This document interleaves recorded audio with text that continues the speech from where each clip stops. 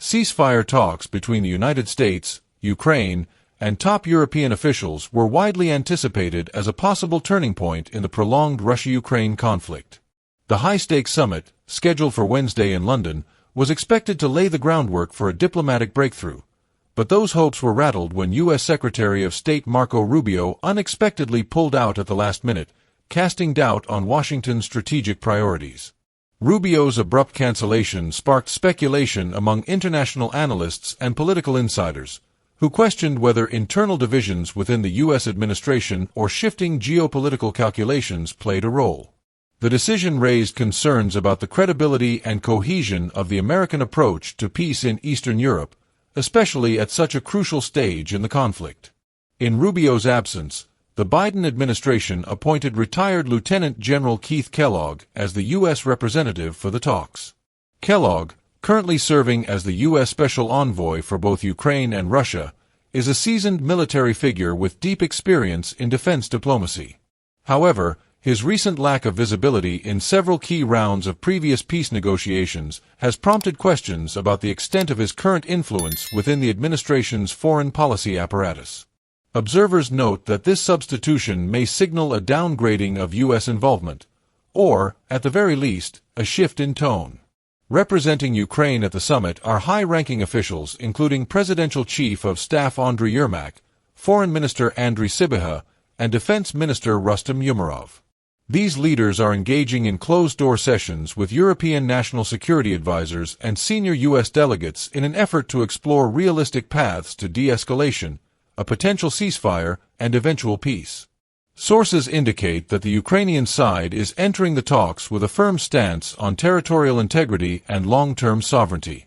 Adding further pressure to the meeting, former President Donald Trump made headlines earlier in the week by publicly stating that he believes Russia and Ukraine are close to reaching a peace agreement, possibly within days. Trump's comments, though speculative, have fueled a wave of diplomatic urgency across Western capitals. His remarks also coincided with a leaked draft of the U.S. peace proposal, which allegedly includes recognition of Russia's annexation of Crimea, a region internationally acknowledged as Ukrainian territory but controlled by Moscow since 2014.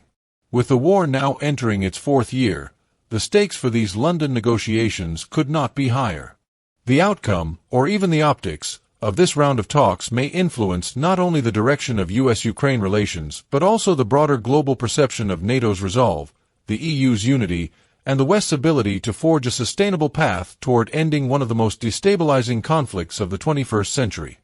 The unraveling of momentum in the peace process may have begun quietly, behind closed doors, during confidential talks held in Paris last week. There, the United States privately unveiled a controversial peace framework to Ukrainian officials.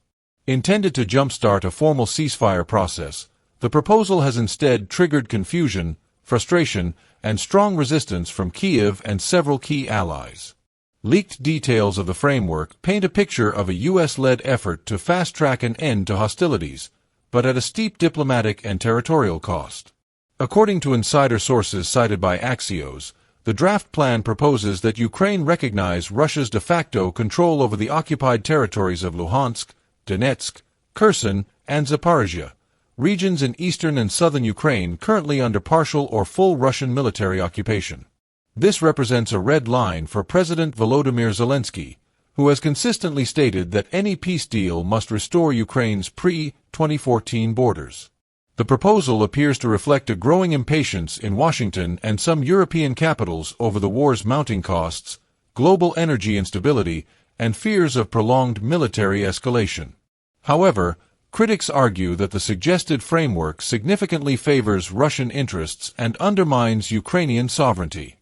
Among the most contentious elements of the plan are blocking Ukraine's path to NATO membership indefinitely, effectively ending its bid to join the Western military alliance and satisfying one of Vladimir Putin's long-standing demands, allowing Ukraine to proceed with EU membership, which some see as a symbolic consolation prize that lacks real security leverage, lifting nearly all sanctions imposed on Russia since 2014, including those related to Crimea and energy exports, in exchange for limited and largely symbolic concessions from Moscow.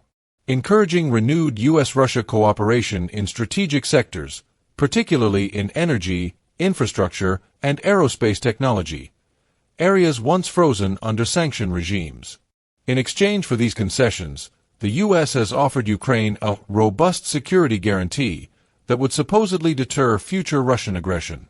This guarantee is said to include support from NATO-aligned European powers such as France, Germany, and the UK, as well as backing from non-European nations like Japan, Australia, and South Korea.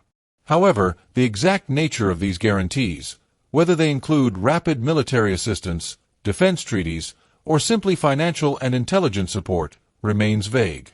Crucially, the plan demands little of Russia. The Kremlin would only be asked to relinquish control over specific sections of Kharkiv Oblast, a region it has struggled to hold and that lacks the symbolic or strategic weight of other contested zones.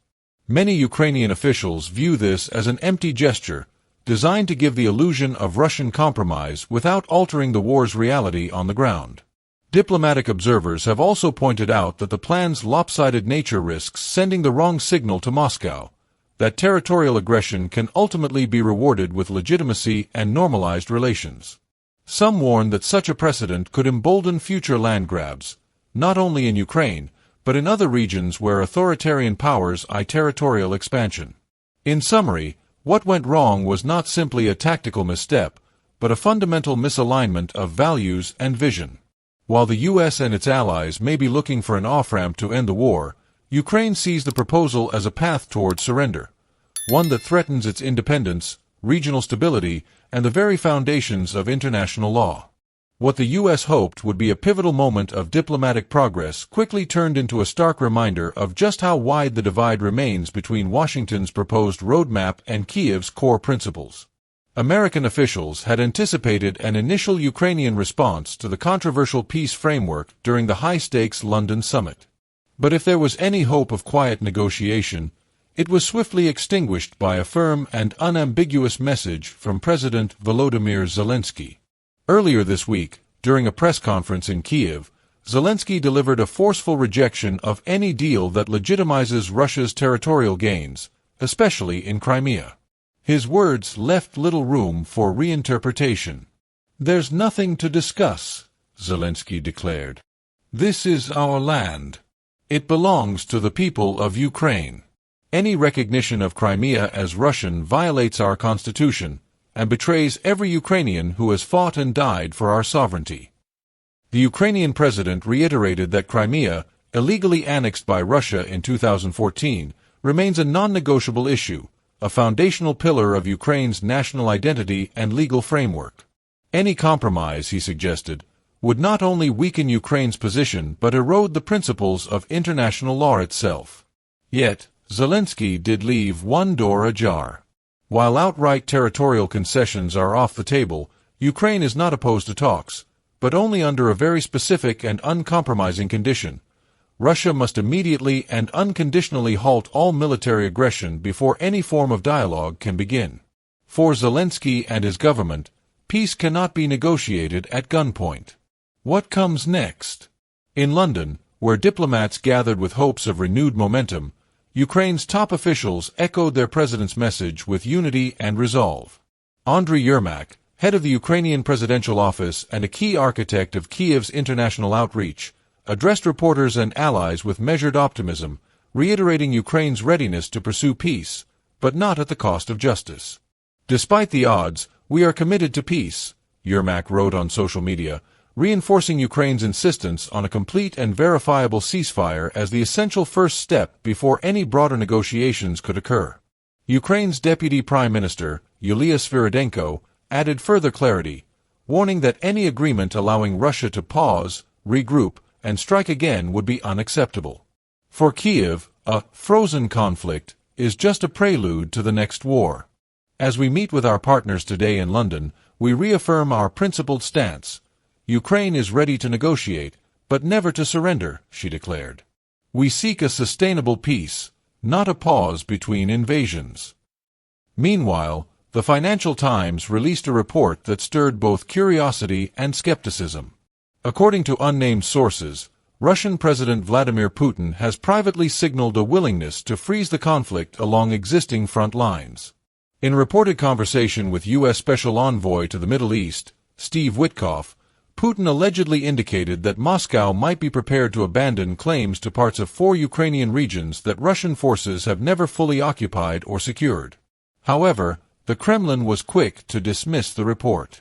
In a sharp rebuke, Kremlin spokesman Dmitry Peskov labeled the claims media fabrications, emphasizing that public speculation undermines delicate diplomatic channels.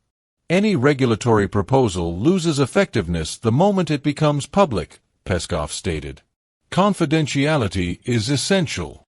For now, Kiev remains on high alert, wary of half-offers and vague promises, determined not to cede ground either literally or diplomatically. While the world watches for signs of progress, Ukraine stands firm. True peace must be earned through justice, not imposed through desperation. Will these negotiations break the deadlock, or are we simply witnessing another geopolitical chess move? Is the U.S. pulling back, or is this all part of a larger strategy? Let us know your take in the comments. Do you think peace is finally within reach, or is this just another mirage on the battlefield?